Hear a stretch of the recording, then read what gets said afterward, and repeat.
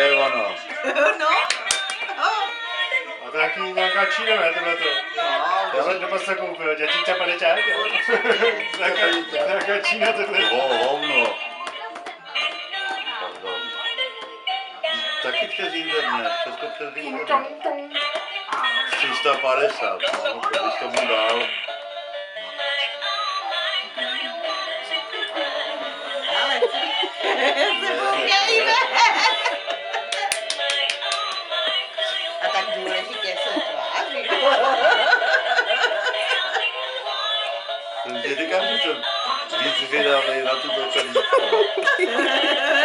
Výborně. Víš co, podej mi tam ten foták. Nemáš foták? Můj je foták. Počkej, až on bude starší, on si na to přijde, že si to může zmáčknout, víš? No, Už si to vyprval. tak.